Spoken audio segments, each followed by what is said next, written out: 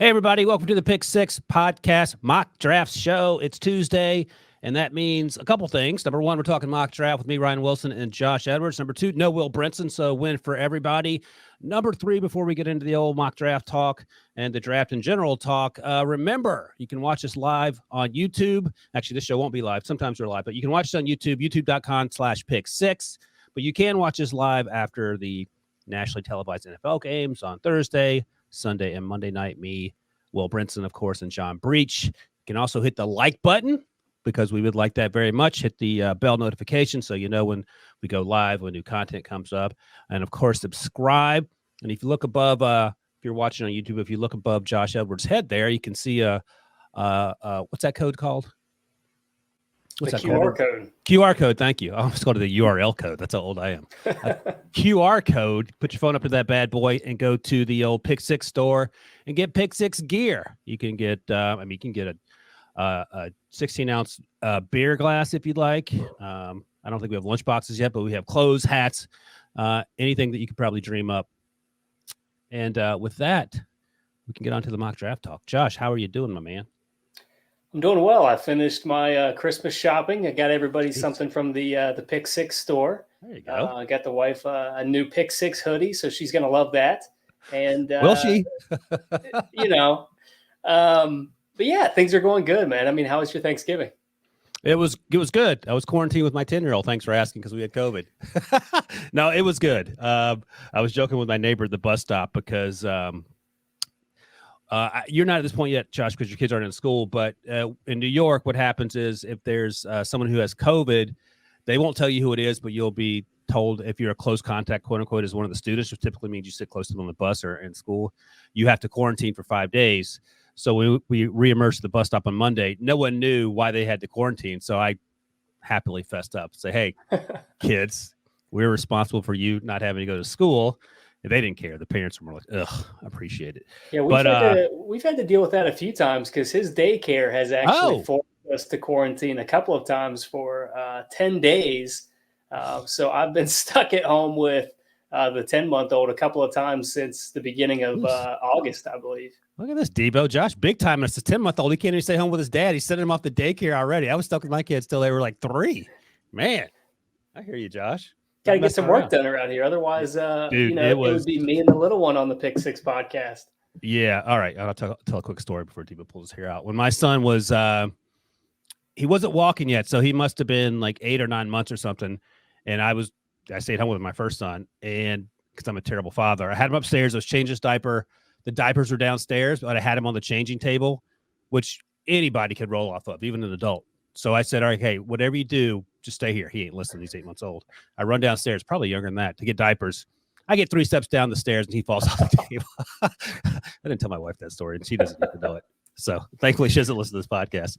All right, enough with the baby talk. If you have similar baby stories, leave in the comments, or if you want to leave comments on the YouTube chat about draft stuff, do that, and we'll definitely circle back to those things in the mock draft shows to come. All right, my latest mock draft came out Monday, Josh.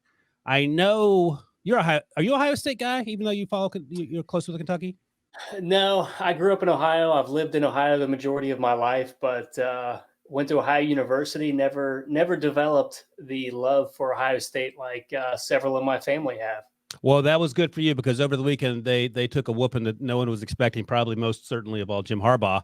But I bring that up because I've been talking for weeks about Aidan Hutchinson and my love for him and how it's changed over the years.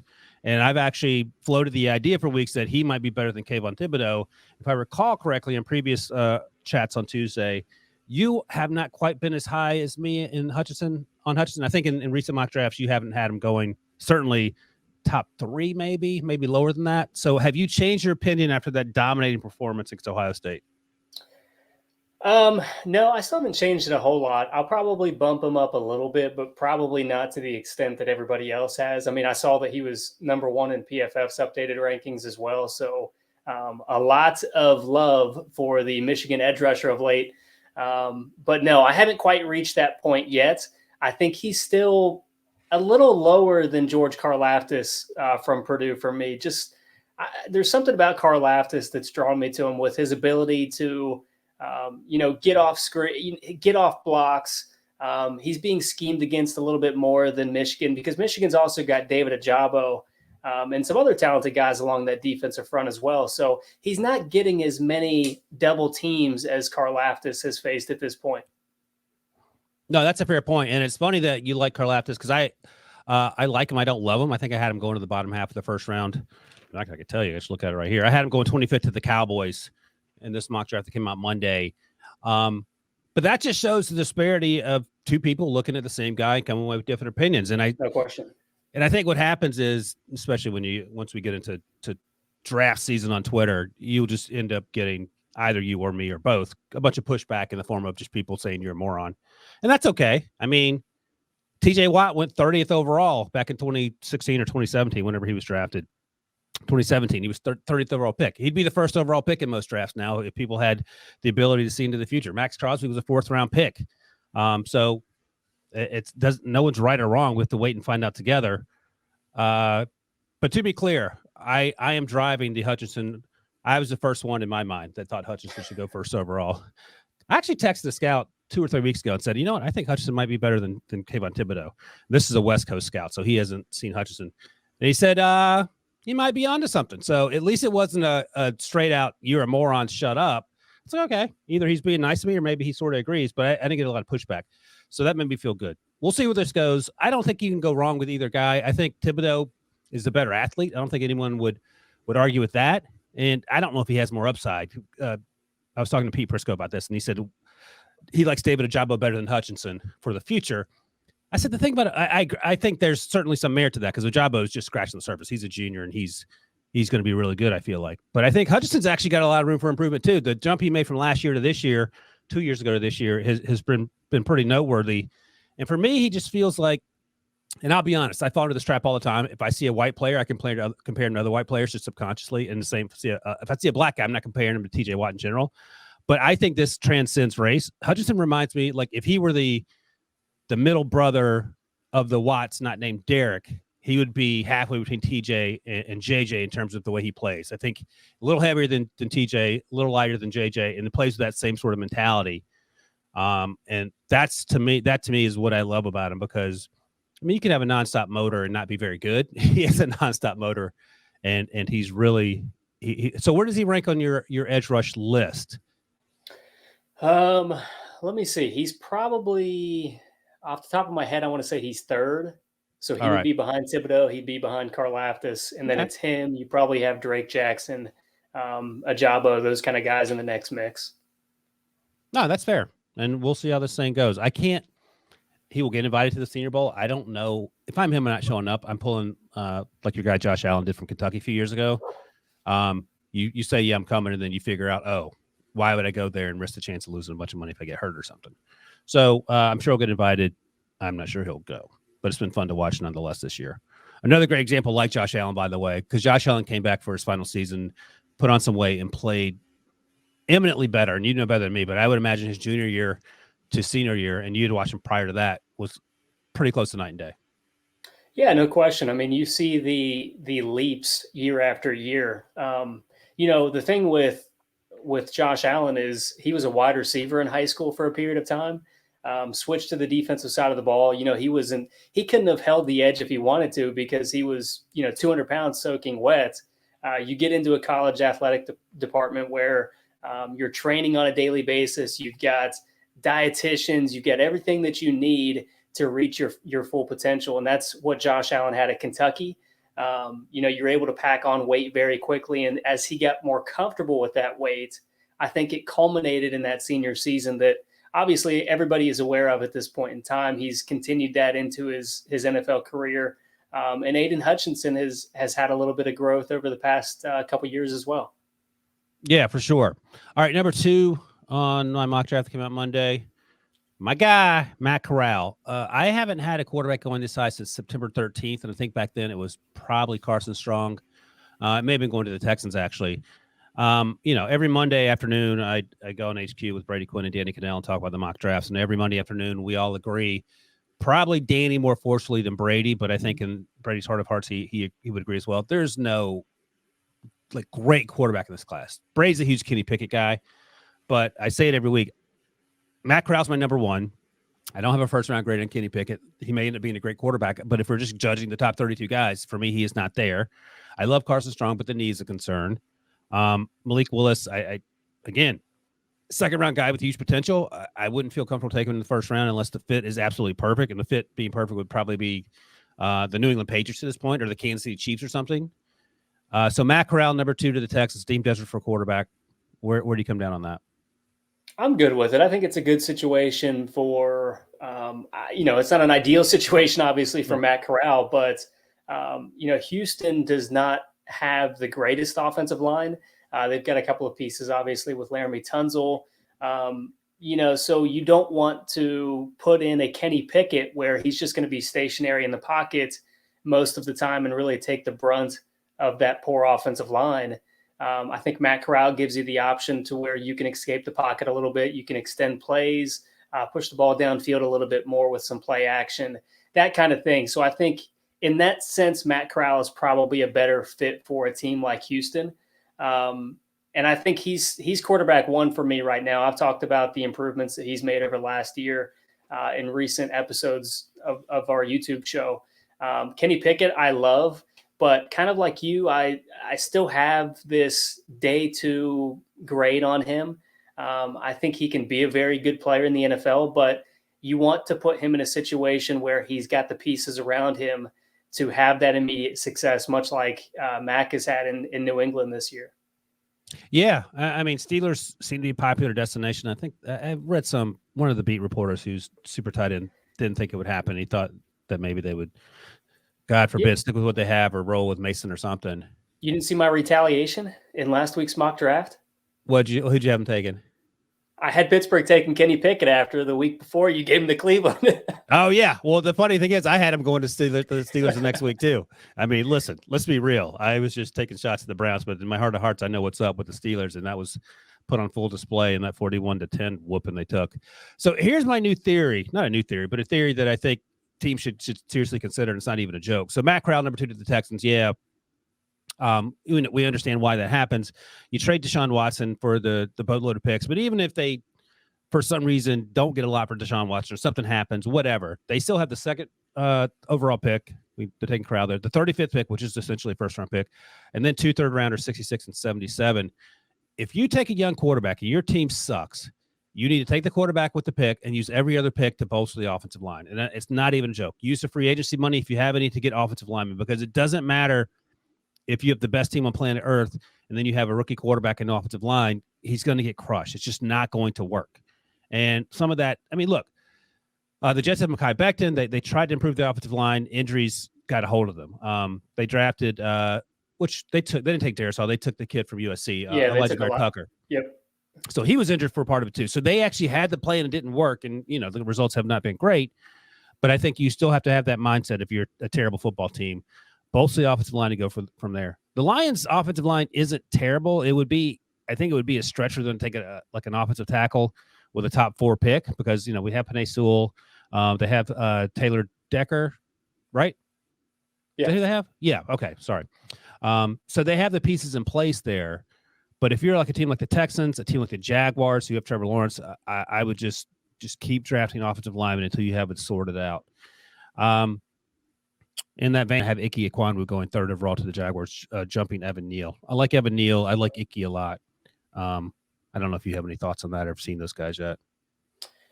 I'm good with it. I think, especially if you want to be more of a run-heavy team, which, Jacksonville took Travis Etienne in the first round after James Robinson's standout rookie year. That's a third down back in Jacksonville's eyes. So if that's a third down back, they're probably going to be running the ball quite a bit.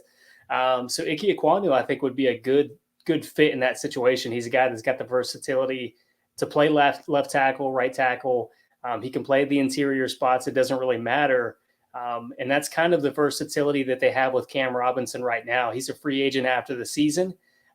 So you're faced with a decision to potentially allow him to walk, or you have the flexibility to play one of those 2 guys at guard.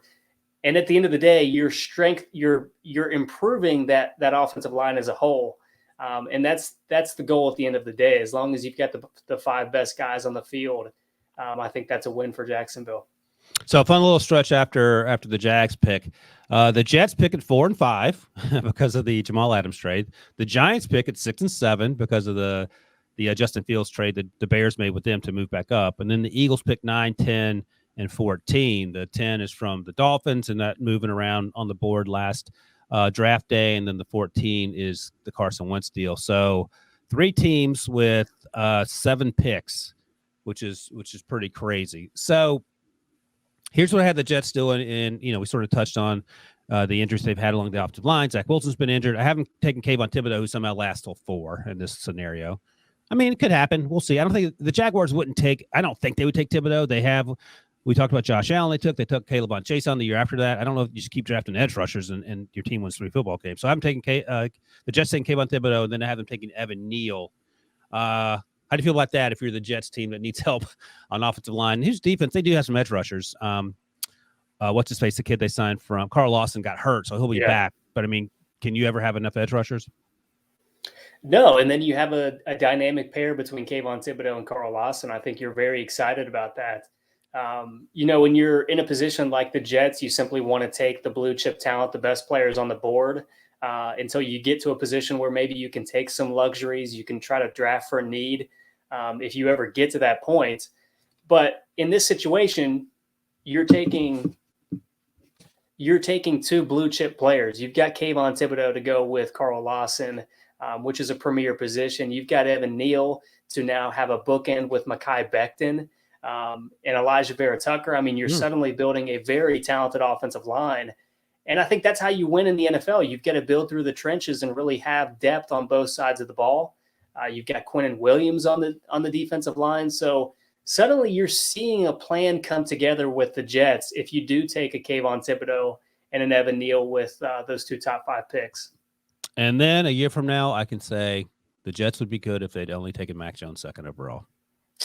Yeah, I mean, that's a very valid point. We might be looking back in a year and be questioning that decision even more. But yeah, fingers crossed Zach Wilson can turn it around, because early on in that game on Sunday, I was like, good Lord, man, Joe Flacco and Mike White were at least serviceable, and you're throwing that underhand interception 5 yards beyond the line of scrimmage. He got better, so hopefully he can sort of right the ship, because it hasn't been a fun ride for Zach Wilson and Jets fans so far. 6, 7, the Giants have those 2 picks, and I've said in the past that I would love them to take someone like Evan Neal. Should he be there? He won't be there 6, I don't think. But maybe Kenyon Green and Tyler Linderbaum have been to sort of support my take only offensive lineman theories. And that's certainly something Dave Gettleman gets behind. But the 2 guys they have him taking are on defense, and they're so freaking athletic and good. I feel like it's hard to pass up on. Kyle Hamilton at 6, Derek Stingley at 7. You can switch around if that makes you feel better.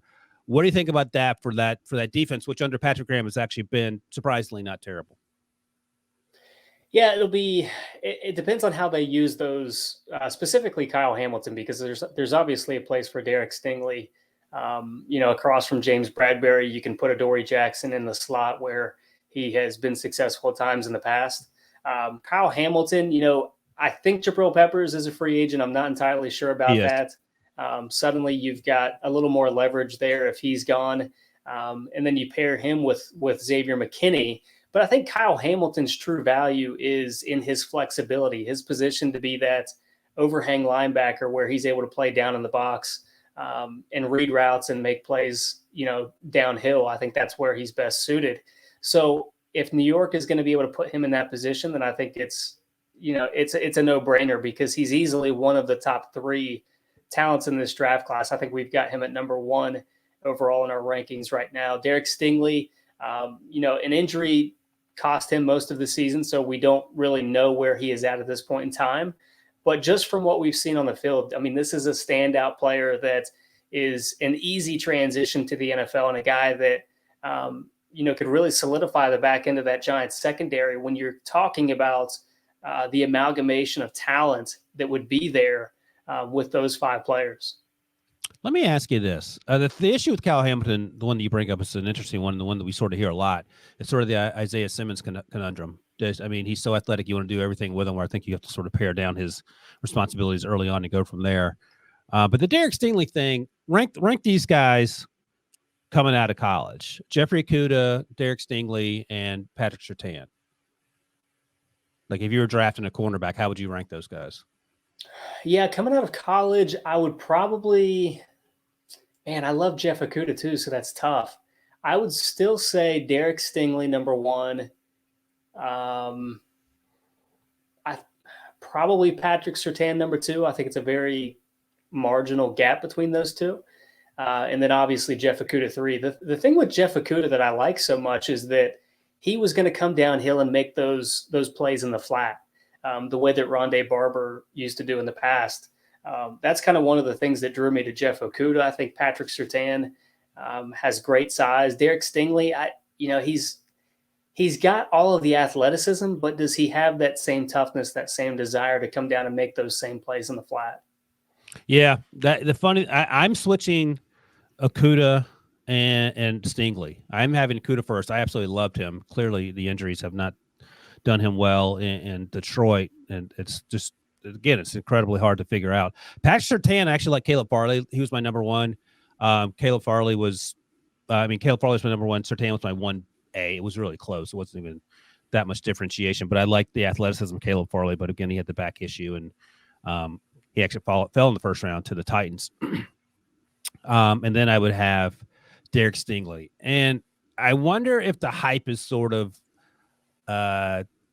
overshadowing exactly the player that Derek Stingley is. I don't take anything away from him, but he is not the best cornerback to walk the earth. And we sort of sell him. It's not his fault. This is sort of, we pump him up like that because that's what sort of draft media do.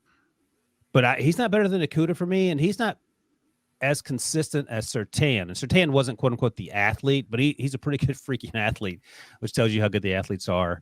Going from college to NFL. We'll see. You just don't know. It's so hard to tell. Like, no one thought that Okudah was going to struggle in the way that he struggled.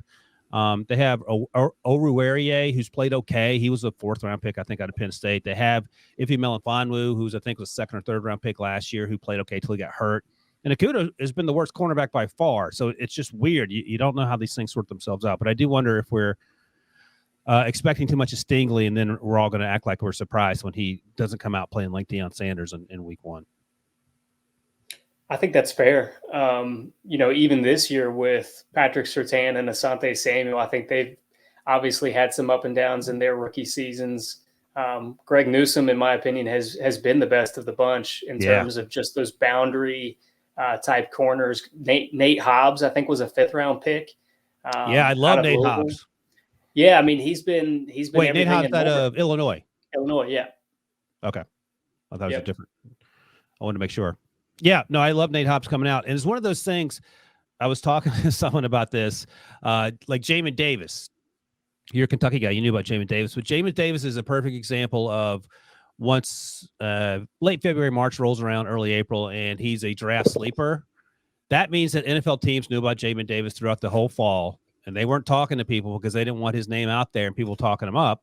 And that's why he came out there. Like, every NFL team knows every single player, especially Power 5 schools, whether they're good or not. Nate Hobbs, NFL teams knew about him, but no one else knew about him because he played at Illinois, number 1. And a lot of times, I would imagine, because this is the case with me, I'm not asking about, hey, who do you like on day 3 out of the Power 5 schools that stink? And that doesn't mean that these guys can't play. That just means, or they're sleepers. It just means that, Josh Edwards only has 2 eyes. Ryan Wilson only has 2 eyes, and you don't get around to seeing all these guys. But I love when people say Jamin Davis was a sleeper. Yeah, Jamin Davis was really good last year, came on strong, and the NFL teams really knew about him for a while. So that's my little soapbox preaching about, at the end of the day, the media not really knowing anything. All right. Here's a team that does know some things. Josh, the Philadelphia Eagles, making their playoff run, according to Debo. 3 picks, 9, 10, and 14. And just about every previous draft, I'm pretty sure I've had them picking all defensive players. I'm not sure what you've done with all those picks. But here's what I've done this week. Nakobe Dean at number 9, who might be one of my favorite players in this draft class. I love Nakobe Dean. Andrew Booth Jr., the cornerback out of Clemson, with the very next pick. Again, a guy who's played really well this year. I think he's actually better than Darian Kendrick was at Clemson. And I liked Darian Kendrick a lot before he transferred. And then at 14, got him a wide receiver after Jalen Reagor decided not to catch a few balls in the game on Sunday that probably cost them the win. But more than that, I think Jalen Reagor will be fine. Clearly frustrating there. But I had him taking Garrett Wilson at Ohio State. But more than that, they only have 5 guys under contract. One of them is Greg Ward, whose contract's going to be up. The other is Quez Watkins, who's young and it's not an every down player. And the third, of course, is J.J. Arcega-Whiteside, Debo's favorite player, to go along with Devontae Smith. So there's actually room for another wide receiver. That, of course, assumes that Jalen Hurts maybe gets more involved in the passing game, which is a double-edged sword because they're at their best when they're running, and then Nick Sirianni falls in love with throwing the ball 50 times, and they end up losing football games. How do you like these 3 picks if you're the Eagles, if you're an Eagles fan? Well, so the pushback that I got last year with giving the Eagles a linebacker in the first round was that the Eagles do not historically take a linebacker in the first round. Maybe they should. I was going to say, now maybe that's part of the problem because, we've heard a lot more frustration with the linebacker play this year to where a lot of the fans are actually asking for them to take a linebacker early and just kind of get it over with because of how that position has played out. I love Nakobe Dean as the player. Really, really fast, kind of spark plug kind of guy, a guy that's going to blow up a lot of blocks, help create a lot of plays in the backfield. Andrew Booth, I think, is a fantastic fit because he is a heavy zone corner at Clemson, and that's exactly what Philadelphia likes to employ, on defense as well. I've tried to give them Kyle Hamilton and Andrew Booth quite a bit because I love that pairing, 2 guys that would excel in that kind of a system. So you have Kyle Hamilton falling almost to 10th on some mock drafts? Sometimes, yeah. The Eagles are a little bit farther back in the order now. They used to have a pick a little bit higher, so that's kind of what I was targeting. When the Colts were terrible, that's right. That's a good point. Yeah, so it's been a little outdated since I've been able to get that pairing, but a couple of players that I've really liked for them. Garrett Wilson is obviously, my wide receiver 1. We've talked about it on the podcast before. I think that would be a sensational add for Philadelphia if they were going to decide to throw the ball quite a bit. But kind of like you, I'm a little skeptical that that's the best route with Jalen Hurts because I don't know that they want to be a high-volume passing team moving forward because they seem more grounded in the run game. I think that's more of Jalen Hurts' scheme, just, based on what I've seen on film each week watching Devontae Smith. I don't know how much they would be able to keep Garrett Wilson and Devontae Smith both happy in that offense. Well, Devontae Smith's not happy, and it's just him right now by himself, so I don't know if adding another player is going to help. Let me ask you this, and then I'll ask Debo what his thoughts are on these picks. What do you think about taking Tyler Linderbaum if you're the Eagles at 14? Jason Kelsey's getting up there in years. I think he still has a few more years on his contract. Could be wrong, but I would imagine he's not playing another 3 or 4 years. And I think that Linderbaum has a chance to be the best offensive lineman in this draft class. I certainly wouldn't rule it out. They've got a few aging veterans on that offensive line. At some point, they're going to have to be replaced. I don't know when that time is going to come. It's obviously a guessing game at this point. They did take Landon Dickerson last year, so he could possibly slide into that center position. It's just a matter of how they want that to play out. But for the time being, he's been playing guard. I think he's been improving each week, so maybe you want to keep him there. So I don't hate the idea of Tyler Linderbaum. I don't hate the idea of Tyler Linderbaum on really any team. I mean, there's really not that many centers in the NFL that you're saying, hey, this is a guy that's, warrants being kept over a guy like Tyler Linderbaum. I mean, he's that kind of a player. Yeah. In fact, I've had in previous mock drafts, you've talked about your Kyle Hamilton, Andrew Booth to the Eagles. I've had the Giants taking Linderbaum as high as 7. Jason Kelsey, the team can get out of his contract after this year. Then he has a year in 22 that can be voided but they can bring him back for $6 million. Debo, what do you think about these picks if you're the Eagles? A linebacker, cornerback, and then a wide receiver at 14, or would you rather have some other need at 14?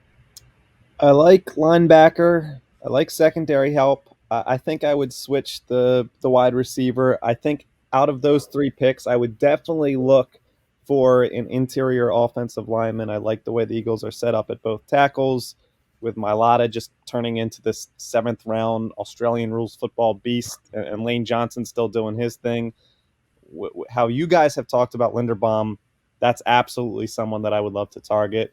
And then who in that range would you say would be a reasonable target at edge? Because I think the writing is probably starting to get written on the wall about Derek Barnett's tenure in Philly coming to an end. Brandon Graham is hurt and aging. Josh Sweat is a good edge that they gave an extension to, but edge is a position I would definitely target if I were the Eagles. And considering this seems to be a pretty solid class. So let me ask you this, Josh. I think your guy Karlaftis might be there around 14. I think David Ojabo is going to continue to make his move up the board. I had him going 20th this week after going, I think, 30 something last week, and after that big game, of course. I'm not a huge Enagbare guy out of South Carolina. I like him. I don't love him. So who in that range do you think makes sense if you're looking for an edge guy? The one that jumped out to me is actually USC's Drake Jackson. Oh yeah, you like him. Yep. Yeah, I'm still pretty high on him. I think he's got a lot of ability. Ojabo, I think, is certainly getting that kind of buzz. I'd like to see him have more power on the edge. Yeah. To be able to hold his gaps and be able to make plays in the run game a little bit more, be able to win as a pass rusher with his hands. That's kind of my knock on him at this point in time. Otherwise, as far as natural bend around the edge, I mean, David Ojabo might have the best in this class. I mean, he's very flexible at the hips. So, when you have that kind of flexibility, those guys are going to be successful in the NFL. And I think that's why a lot of people have been drawn to Ojabo at this point in the process. So those are probably the two guys, in addition to Karlaftis, if he's still available at that point, that I would consider for Philadelphia. The alternative is you get a guy like DeMarvin Leal, who, you get this ability to play him on the edge if you want. He's primarily going to be an inside player, but I think that gives you a little bit of flexibility with his size to play around with some things, much like Philadelphia has done with Fletcher Cox in the past. Yeah, so I've watched 3 of Leal's games, and I've come away wholly unimpressed. Like to the point where, and I have to sort of tune out the noise, I have a 3rd-round grade on him. So I'm going to watch more stuff and try to convince myself into it. And because I said this before, like when I first started doing this stuff 4 drafts ago now, I didn't know what I didn't know. And so I figured, if someone thought this guy was good, maybe I should take another look. I didn't trust myself. And now I'm like, well, it doesn't matter. If you make a mistake, I'm not a general manager. I can be wrong about a player and say he's a 3rd-rounder when he's, a top 15 pick. So I'll go back and look at Leal, but I don't get it. So I'm waiting to sort of have that thing click for me. So we'll see what happens there. And it'll be interesting to see what happens in terms of the edge rushers that are available around the 14th, 15th pick for the old Eagles.